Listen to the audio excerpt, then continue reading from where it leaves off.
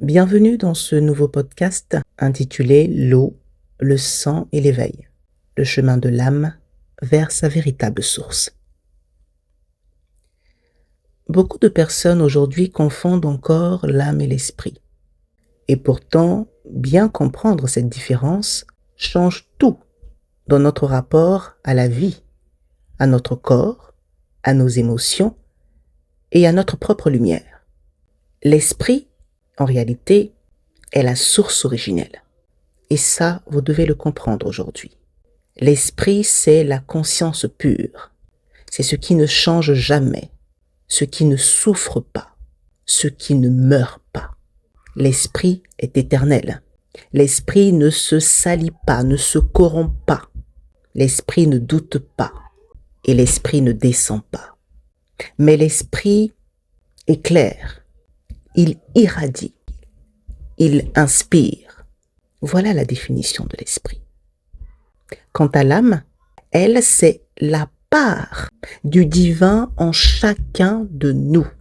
C'est-à-dire que c'est une étincelle de la source qui a choisi de s'incarner, de venir sur terre, de prendre un corps pour vivre des expériences et surtout pour se rappeler qui elle est. Contrairement à l'esprit, l'âme peut être blessée, elle peut être perdue, elle peut être fragmentée, abîmée par des mémoires, par des choix, par des douleurs. Elle peut s'enfermer dans des croyances, des attachements, des illusions. Mais malgré tout ça, elle garde en elle le potentiel de se reconnecter à la source et donc de se reconnecter à l'esprit. C'est fondamentalement pour ça que nous sommes sur Terre, du moins une grande partie des âmes. Mais cela, je vais y revenir dans un autre podcast.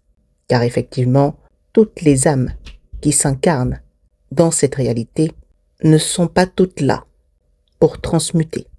La majorité d'entre elles sont là pour transmuter, mais certaines ont été envoyées en mission dans cette réalité. Mais on en parlera dans un autre podcast. Et d'ailleurs, si c'est un sujet qui vous intéresse, n'hésitez pas à me le dire dans les commentaires afin que je puisse préparer un podcast à ce sujet. Et donc, nous ne sommes pas là uniquement pour travailler, survivre, chercher à réussir dans ce monde. Nous sommes ici pour que l'âme, notre âme, retrouve le chemin de l'esprit. Et ce chemin, c'est un chemin de purification, de transmutation et d'éveil. Et je vais revenir sur le terme de transmutation pour que vous puissiez bien comprendre. Avant d'arriver dans le monde physique, l'âme traverse les eaux. On a d'abord les eaux du ventre de la mère, de la maman, mais aussi les eaux matricielles, symbole des mémoires anciennes, des émotions, des programmations, de ce que nous avons vécu ou hérité.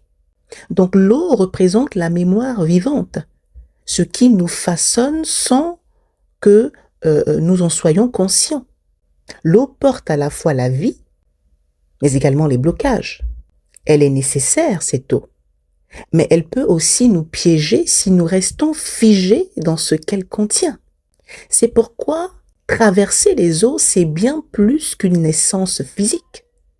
C'est un acte spirituel profond. C'est le passage de l'oubli, de la perte de mémoire à la conscience véritable.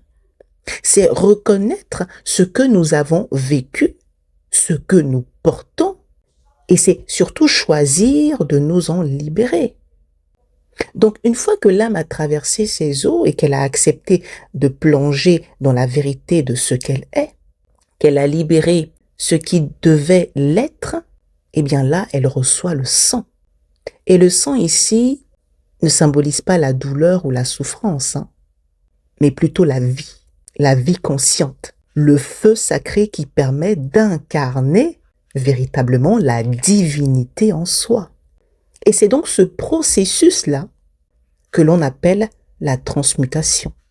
Et donc la transmutation, c'est le passage de l'eau au vin. Le vin, c'est le sang. C'est le passage de la mémoire à la conscience, de la confusion à la clarté, de l'âme blessée à l'âme souveraine. C'est le passage du corps chargé à l'être pleinement aligné à l'esprit. Vous connaissez peut-être l'histoire du miracle de Jésus aux noces de Cana, où il transforme l'eau en vin. Beaucoup voient encore ou perçoivent encore cette histoire religieuse ou symbolique de manière très littérale, mais en réalité c'est un enseignement alchimique très profond. Car changer l'eau en vin, c'est en réalité changer d'état de conscience. C'est élever ce qui est brut, ce qui est instable, déséquilibré, désaligné, douloureux, en quelque chose de sacré, de lumineux, de vivant. C'est ça, changer l'eau en vin. Et c'est exactement ce que fait l'âme quand elle se libère de ses mémoires, quand elle traverse ses peurs, ses blessures, ses blocages, et qu'elle choisit de se reconnecter à l'esprit, se reconnecter à la source, se reconnecter à qui elle est fondamentalement. Et c'est là que la vraie vie commence. Parce que tant que l'âme n'a pas transmuté, elle restera encore dans les eaux troubles de la matrice. Pourtant, cette âme est habitée par une étincelle divine. Mais le problème, c'est qu'elle ne s'en souvient pas.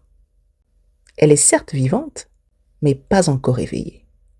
C'est pour ça qu'il ne faut pas se laisser distraire ou se laisser tromper par les apparences, par certains enseignements, certains discours. On peut avoir une belle vie, un beau discours spirituel, mais si notre âme n'a pas traversé les eaux, si notre âme n'a pas transmuté pour vibrer juste, si elle n'a pas reçu le feu du sang vivant, elle restera encore en sommeil, endormie, profondément. C'est pourquoi emprunter le chemin de l'éveil, ce n'est pas un concept. C'est une transformation réelle, vibratoire, totale. Et c'est lorsque l'âme a transmuté ses mémoires qu'elle s'aligne véritablement à l'esprit et retourne à la source en conscience. Et c'est véritablement là que l'on peut dire « je suis ». Je me souviens, car je suis l'union de l'âme et de l'esprit.